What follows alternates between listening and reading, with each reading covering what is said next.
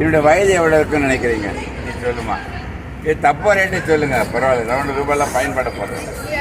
60. 70%. நான் வந்து இப்போ ரன்னிங் 80மா. சூப்பர். ஆனால் இன்று வரை சொக்கலிங்க ஒரு மாத்திரை சாப்பிட்டதில்லை சார். Super sir. சரி, ஒரு கேள்வி. இதையே 100 வருடம் இயங்கணும்பா. நீங்கள் எல்லாம் உறவினர் இருக்குன்னு பேஷண்ட்டாக வரக்கூடாது அப்படின்னு என்ன பண்ணணும்னு நினைக்கிறீங்க? ஒரு சின்ன டிப் கொடுங்க. சந்தோஷமா சிரிச்சிட்டு இருந்தாலும் போதும் சார். எல்லாரும் பண்ணிட்டுங்கம்மா. ஸோ மகிழ்ச்சி மட்டும்தான் இதயத்திற்கு தேவை. நீ வச்சிருக்கின்ற நகையோ காரோ படிப்போ எதுவுமே உன்னை காப்பாற்றாது. நீ மகிழ்ச்சியாக இருந்துட்டா இதயம் அது பாட்டு 100 வருடம் இயங்க வேண்டும். ஸோ மகிழ்ச்சியை மட்டும், மகிழ்ச்சி இழந்தால் ஒரு நொடியில் உங்களை அழிச்சிட்டு போயிடும்.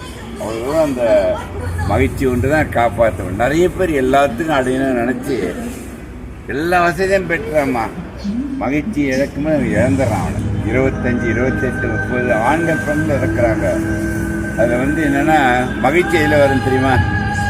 கொடுப்பதில் தான் மகிழ்ச்சி. உங்களோட பேசுகிறேன், என் அறிவை கொடுக்குறேன். Super sir. ஒருத்தர் நம்ம இருக்கிறதுலேருந்து கொடுக்க முடியும். அது என்ன இருக்கலாம்னா பணமாக இருக்கலாம், உழைப்பாக இருக்கலாம், நேரமாக இருக்கலாம், எதுவாக இருந்தால் கொடுக்குற இடத்துல நீங்கள் வாங்குகிற இடத்துல இருந்தால் மகிழ்ச்சி போயிடும்.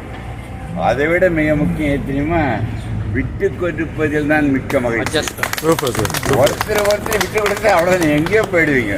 உங்களை எப்போ எனக்கு கைத்தட்டுன்னு சொல்லணும், நீங்கள் தானே தட்டுறீங்க. சரி, கைத்தட்டு ரகசியத்தை சொல்கிறேன் பாருங்கள். உள்ளங்கையில் எல்லா உறுப்புகளும் பதிவாயிருக்கின்றன. பதிவான உறுப்புகள் கைத்தட்டும் பொழுது அக்குப்ரெஷரால் தூண்டுகப்படும். தூண்டப்பட்டவுடன் அந்த உணர்வு மூளைக்கு போகுது.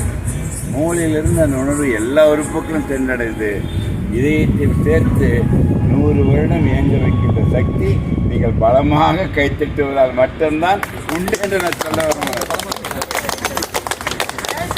என்னுடைய அருமையான கருத்து அதுதான் நான் சொன்னேன். அடிக்கடி இந்த 56 வருடம் இதயத்துறையில் இருக்குமா. உங்களெல்லாம் தந்தை பெரியார் கேள்விப்பட்டிருக்கீங்களே? காமராஜ், அண்ணா, எம்ஜிஆர், கருணாநிதி, ஸ்டாலின், இவங்களுக்கு எல்லாருக்கும் சொக்கலிங்க டாக்டராக இருந்தோம்மா.